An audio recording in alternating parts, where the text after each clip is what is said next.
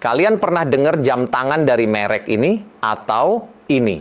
Ini adalah jam tangan micro brand. Jadi apa itu micro brand? Halo sahabat PGJ Watches, kembali lagi bersama saya Pinky Wijaya Kusuma. Pernah nggak kalian dengar merek jam tangan sebelumnya tadi? Itu adalah micro brand. Tapi pernah nggak kalian istilah micro brand dalam dunia jam tangan? Di era sekarang, micro brand bukan sekadar tren, tapi sebuah gerakan yang merevolusi industri horologi modern.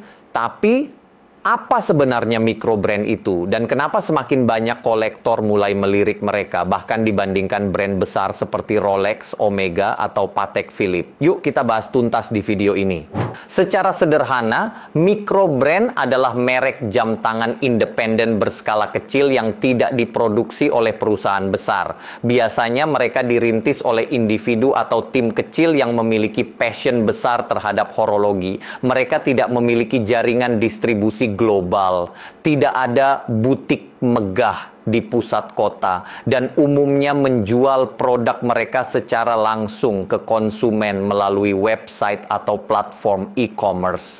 Namun, jangan salah, walaupun kecil, micro brand justru punya keunggulan yang sangat menarik. Mereka menawarkan desain yang orisinal, value for money yang tinggi, dan kualitas yang bisa menyaingi jam-jam dari brand besar, tapi dengan harga yang jauh lebih terjangkau. Jadi apa ciri-ciri dari micro brand ini?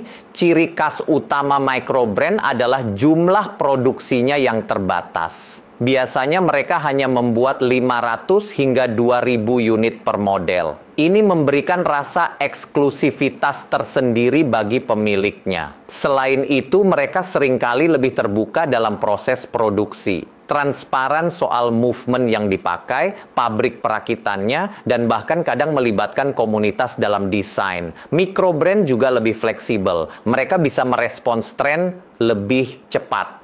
Misalnya, saat tren dial warna salmon meledak, brand besar butuh waktu bertahun-tahun untuk merilis model baru. Tapi micro brand bisa launching dalam beberapa bulan. Lalu apa kelebihan dan kekurangan dari micro brand ini? Kelebihan utamanya tentu ada di harga dan desain. Micro brand sering menawarkan spesifikasi tinggi nggak kalah dari brand besar lainnya. Dalam produksinya ini, micro brand juga menggunakan bahan dan mesin yang berkualitas seperti sapphire crystal, automatic movement dari Sellita atau Miyota, atau bahkan in-house buatan sendiri. Lalu finishing case yang rapi, semua dalam harga yang terjangkau. Tapi bukan berarti tanpa kekurangan. Karena mereka berskala kecil, layanan purna jual bisa jadi terbatas. Kalau movement rusak, kita harus mencari teknisi yang paham atau langsung menghubungi brandnya. Dan karena mereka tidak memiliki brand recognition sebesar Rolex atau Seiko, resale value-nya pun lebih fluktuatif. Apa saja contoh dari jam tangan micro brand ini? Baltic dari Prancis dengan desain neo-vintage yang sangat ikonik, seperti seri HMS002 yang sangat digemari kolektor Eropa. Halios dari Kanada yang punya DNA kuat di diver watch dengan kualitas material premium dan desain minimalis. Laurier dari Amerika Serikat yang membawa nuansa klasik dengan dimensi yang pas untuk pergelangan tangan kecil dan movement otomatis yang tahan banting.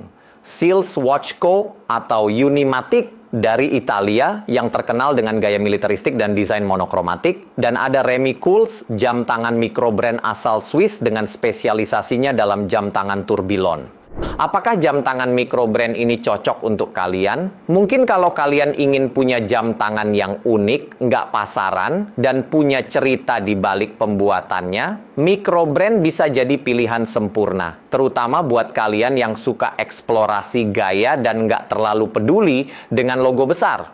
Tapi kalau kalian termasuk yang ingin jam tangan dengan nilai investasi tinggi dan reputasi internasional, mungkin micro brand belum tentu cocok. Setidaknya untuk koleksi pertamamu. Micro brand mengajarkan kita satu hal penting.